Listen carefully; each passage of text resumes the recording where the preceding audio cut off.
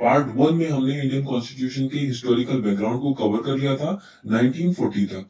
तो जो last event हमने कवर किया था वो था 1940 अगस्त ऑफर, जिसमें ब्रिटिश गवर्नमेंट ने नेहरू जी की इस डिमांड को मान लिया था कि कॉन्स्टिट्यूशन फ्रेम करने के लिए जो कॉन्स्टिट्यूएंट असेंबली बनाई जाएगी उसमें सिर्फ और सिर्फ इंडियंस होंगे।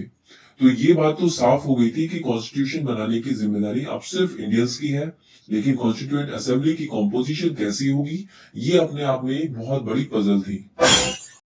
कहने का मतलब कॉन्स्टिट्यूएंट असेंबली में कितने लोग प्रिंसली स्टेट से होंगे, कितने ब्रिटिश इंडियन प्रोविंसेस से, कितने डिप्रेस क्लासेस से और कितने मुस्लिम लीग से, यानी किसको कितना रिप्रेजेंटेशन मिलना चाहिए ये तय करना बहुत ही मुश्किल काम था।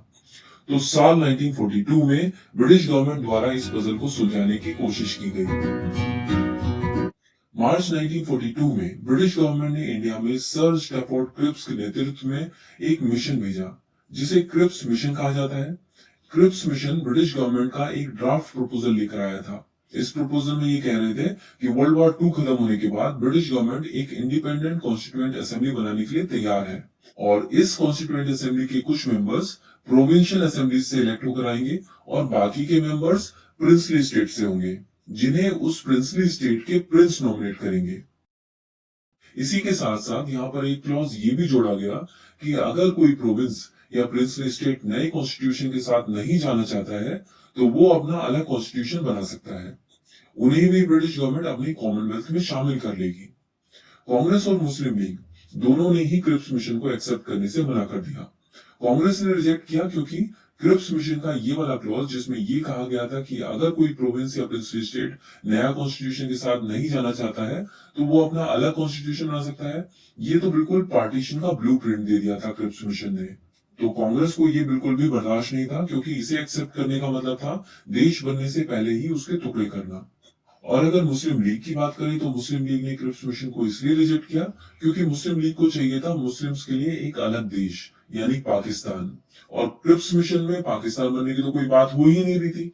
एक्चुअली क्रिप्स मिशन के हिसाब से कोई भी एग्जिस्टिंग प्रोविंस या प्रिंसली स्टेट जिसे इंडियन यूनियन में शामिल नहीं होना है वो अपना अलग कंट्री बना सकता है, लेकिन ये फैसिलिटी किसी भी एग्जिस्टिंग प्रोविंस या फिर प्रिंसली स्टेट को थी। क्रिप्स मिशन में ऐसा कहीं नहीं कहा गया था कि अगर इंडिया के सारे मुस्लिम्स या कोई और कम्युनिटी इकट्ठे होकर बोलने लगी कि भैया हमारे लिए एक नया देश बना दो तो उसके लिए नया देश बना दिया जाएगा, ऐसा कहीं नहीं कहा गया था। एक पहले से प्रीडिफाइंड प्रोविंस या प्रिंसली स्टेट ऐसा बोले तो उनको अलग किया जा सकता था। तो अल्टीमेटली क्रिप्स मिशन फेल हो चुका था और 12 अप्रैल 1942 को क्रिप्स भाई साहब अपना बैग पैक करके वापस ब्रिटेन लौट गए। इसके कुछ ही समय बाद 2 सितंबर 1945 को वर्ल्ड वॉर 2 भी एंड हो गया। तो वर्ल्ड वॉर 2 एंड होने की वजह से ब्रिटिश गवर्नमेंट अब वापस से इंडिया पर फोकस कर सकती थी। इसीलिए अब 19 सितंबर 1945 को वाइसरॉय लॉर्ड वेवल ने अनाउंस कर दिया कि दिसंबर 1945 से जनवरी 1946 के बीच सेंट्रल और प्रोविंशियल लेजिस्लेचर में इलेक्शंस करवाए जाएंगे। तो इलेक्शंस हो चुके थे, दूध का दूध पानी का पानी हो चुका था। ये इलेक्शंस हुए थे 11 प्रोविंसेस में, और इन 11 प्रोविंसेस में से 8 प्रोविंसेस में कांग्रेस ने मेजोरिटी ऑफ सीट्स जीती थी। ये 8 प्रोविंसेस थी Assam, Bihar and Orissa, Bombay, central provinces, Madras, north west frontier province और यूनाइटेड प्रोविंस। इसके अलावा जो 3 प्रोविंसेस बची वो थी बंगाल, पंजाब और सिंध। इन तीनों प्रोविंसेस में मुस्लिम लीग सबसे बड़ी पार्टी थी। इसके बाद मार्च 1946 में ब्रिटिश गवर्नमेंट ने कॉन्स्टिट्यूएंट असेंबली बनाने के लिए एक बार फिर कोशिश की। प्राइम मिनिस्टर एटली ने मार्च 1946 में 3 लोगों का एक ग्रुप इंडिया भेजा। ये 3 लोग थे sir Pethick Lawrence, sir Stafford Cripps, AB Alexander. क्योंकि ये तीनों लोग ब्रिटेन के पार्लियामेंट में कैबिनेट मिनिस्टर्स थे, इसीलिए इस मिशन को नाम दिया गया cabinet mission. Sir Pethick Lawrence उस समय secretary of state for India थे। स्टैफोर्ड क्रिप्स प्रेसिडेंट थे बोर्ड ऑफ ट्रेड के, और एबी अलेक्जेंडर थे फर्स्ट लॉर्ड ऑफ एडमिरल्टी। इस कैबिनेट मिशन का मिशन था इंडिया के कॉन्स्टिट्यूशन को फ्रेम करने के लिए एक कॉन्स्टिट्यूएंट असेंबली स्टैब्लिश करवाना। कैबिनेट मिशन ने प्रपोज किया कि कॉन्स्टिट्यूएंट असेंबली में टोटल सीट्स होंगी 389। इनमें से 296 सीट्स थी ब्रिटिश इंडियन प्रोविंसेस के लिए और 93 सीट्स थी प्रिंसली स्टेट्स के लिए। यहाँ मैप में आप देख सकते हैं कि ये जो ब्लू कलर का एरिया है ये रिप्रेजेंट कर रहा है ब्रिटिश इंडियन प्रोविंसेस को, और जो ब्राउन कलर का एरिया है ये रिप्रेजेंट कर रहा है प्रिंसली स्टेट्स को। अब ये जो टोटल 296 सीट्स थी ब्रिटिश इंडियन प्रोविंसेस के लिए, ये हर एक प्रोविंसेस में डिस्ट्रीब्यूट की गई on the basis of population. मतलब जिस प्रोविंस की ज्यादा पॉपुलेशन उसको ज्यादा सीट्स, जिसकी कम पॉपुलेशन उसको कम सीट्स। इसके अलावा प्रोविंस को जो सीट एलोकेट हुई थी उसको फर्दर डिस्ट्रीब्यूट किया गया मुस्लिम, सिख और जनरल सीट्स में। ये डिस्ट्रीब्यूशन अगेन पॉपुलेशन के बेस पे किया गया था, मतलब जिसकी जनसंख्या ज्यादा थी उसको ज्यादा सीट्स। मान लीजिए एक स्टेट को 20 सीट्स एलोकेट हुई हैं, तो ये 20 सीट मुस्लिम, सिख और जनरल सीट्स में डिस्ट्रीब्यूट की जाएंगी। यानी अगर मुस्लिम्स की पॉपुलेशन उस स्टेट में ज्यादा है तो ज्यादा सीट्स मुस्लिम्स को दी जाएंगी, अगर सिख की पॉपुलेशन ज्यादा है तो ज्यादा सीट्स उनको मिल जाएंगी। अब अगर बात करें प्रिंसली स्टेट्स की 93 सीट्स की, तो प्रिंसली स्टेट के केस में कैंडिडेट इलेक्ट होकर नहीं बल्कि उस पर्टिकुलर प्रिंसली स्टेट के नॉमिनेशन से बुलाए गए। इसका मतलब समझ रहे हो आप? इसका मतलब ये है कि कॉन्स्टिट्यूएंट असेंबली में कैंडिडेट्स जो हैं वो इलेक्टेड और नॉमिनेटेड दोनों ही तरह के थे। अब क्वेश्चन ये है कि ये जो इलेक्टेड कैंडिडेट्स हैं इनको इलेक्ट कौन करने वाला था? भारत की जनता?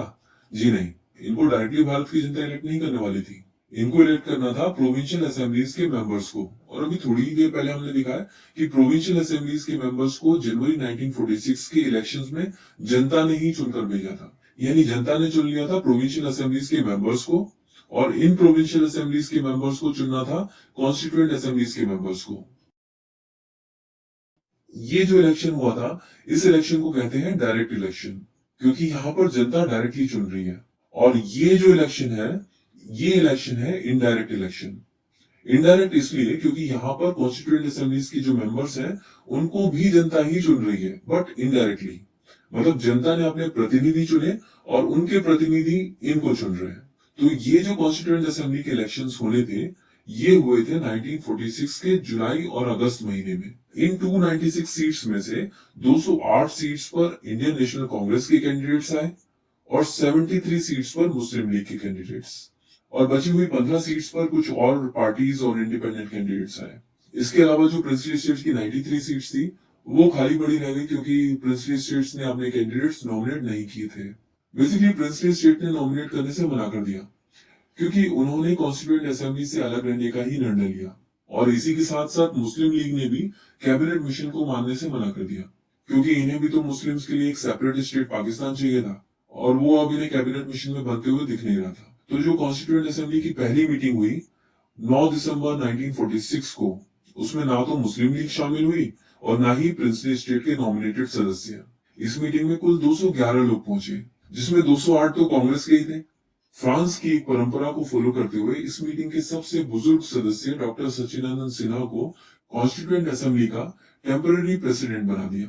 तो इसी के साथ historical background of Indian constitution का टॉपिक कंप्लीट हो गया।